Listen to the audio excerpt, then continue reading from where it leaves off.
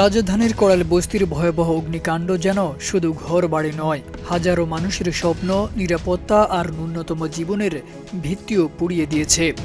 রাতের আঁধারে সব হারিয়ে খোলা আকাশের নিচে আশ্রয়হীন মানুষের কান্না ও অসহায়তা আজও থামেনি। এই অনিশ্চয়তার মুহূর্তে ক্ষতিগ্রস্তদের পাশে দাঁড়িয়েছেন ঢাকা ১৭ আসনের জামায়াতের প্রার্থী ডাক্তার এস এম খালিদুজ্জামান। অগ্নিকাণ্ডের প্রথম দিন থেকেই নিরলসভাবে ক্ষতিগ্রস্ত মানুষদের সহায়তায় কাজ করছেন ডাক্তার খালিদুজ্জামান। কখনো খাদ্য, কখনো বস্ত্র, কখনো কম্বল মশারি বিতরণ। নানা উপায়ে তিনি চেষ্টা করছেন মানুষের কষ্ট কিছুটা লাঘব করতে।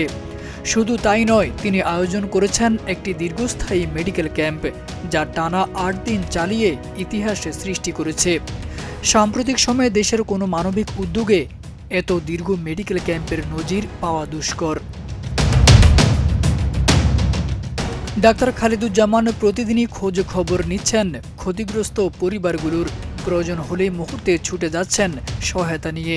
তার এই মানবিক উদ্যোগগুলো ক্ষতিগ্রস্ত মানুষদের মুখে এনেছে স্বস্তির হাসি। সবাই তার প্রশংসায় পঞ্চমুখ।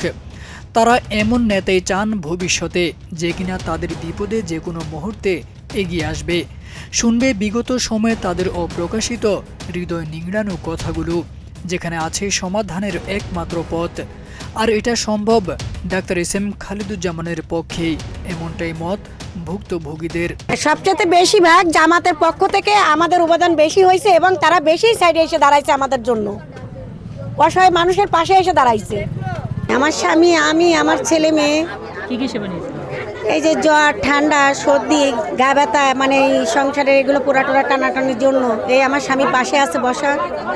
আমরা এগুলোকে সেবা নিছি এবং সেবা খুবই ভালো সেবা দিছে। ওষুধ পানিতে আল্লাহ পাকের ইচ্ছায় অনেকটা আমরা সুস্থ দিকে গেছি। কড়াইলের এই ট্র্যাজেডি শুধু একটি অগ্নিকাণ্ড নয়, এটি হাজারো মানুষের জীবনে দীর্ঘস্থায়ী এক ক্ষত। রাজনৈতিক দল, সামাজিক সংগঠন, সাধারণ মানুষ সবার সমন্বিত প্রচেষ্টাই পারে আবারও স্বাভাবিকতায় ফিরতে কড়ালি বস্তির জীবন। তারেক আজিজ খান, প্রজন্ম ২৪।